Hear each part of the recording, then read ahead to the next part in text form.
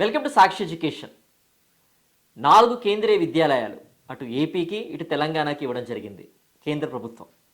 So ఈ 4 కేంద్రీయ విద్యాలయాలు ఎక్కడెక్కడ ఉన్నాయనేటువంటి విషయం తెలుసుకోవాలనుకుంటున్నారా? మొదటగా చిత్తూరు జిల్లాలోని మునగసముద్రం ప్రాంతంలో కూడా నెలకొల్పబోతున్నారు. అండ్ రెండవది కుప్పంలోని బైరుగానిపల్లిలో ఏర్పాటు చేయనున్నారు కేంద్ర ప్రభుత్వం. అండ్ శ్రీకాకుళంలోని పలాసలో ఏర్పాటు చేయనున్నారు. అండ్ అమరావతి ప్రాంతంలో ఏర్పాటు చేయనున్నారు. సో ఏపీ ప్రాంతానికి సంబంధించి ఈ 4 ప్రాంతాల్లో కేంద్ర ప్రభుత్వం కేంద్రీయ విద్యాలయాలను నెలకొల్పబోతోందన్నమాట. సో తెలంగాణకు సంబంధించి కూడా 4 ప్రాంతాలకు కేటాయింపులు చేశారు.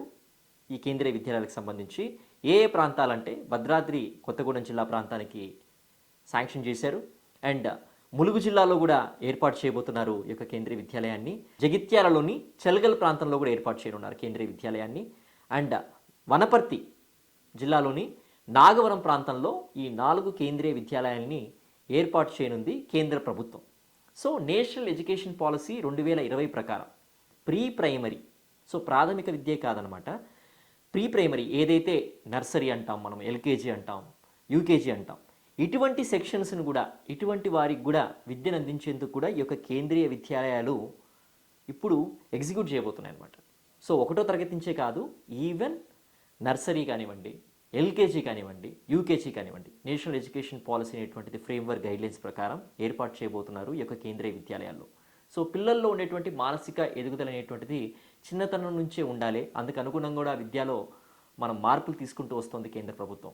సో ఈ యొక్క జిల్లా ప్రాంతంలో ఉండేవాళ్ళు, దగ్గర ప్రాంతంలో ఉండేవాళ్ళు వీళ్ళు ఎప్పటికప్పుడు కేంద్రీయ విద్యాలయ వెబ్సైట్స్ని సందర్శించి ఎప్పుడైతే ఈ యొక్క అకాడమిక్ అనేటువంటిది స్టార్ట్ అవుతుందో, ఆపరేషన్స్ అనేటువంటి స్టార్ట్ అవుతాయో వెళ్ళి అప్పుడు అడ్మిషన్స్ పొందేటువంటి అవకాశం ఉంటుంది. ఇంకా కన్స్ట్రక్షన్ ప్రాసెస్ అనేటువంటిది జరగాల్సిన అవసరం ఉంది. శాంక్షన్ చేశారు కాబట్టి నిదానంగా ఈ యొక్క ప్రాంతాల్లో విద్య అనేటువంటిది కేంద్ర ప్రభుత్వ ఆధ్వర్యంలో, కేంద్ర ప్రభుత్వ సహకారంతో కూడా మరింత ఉన్నత స్థితికి చేరేటువంటి అవకాశం ఉంటుందన్నమాట.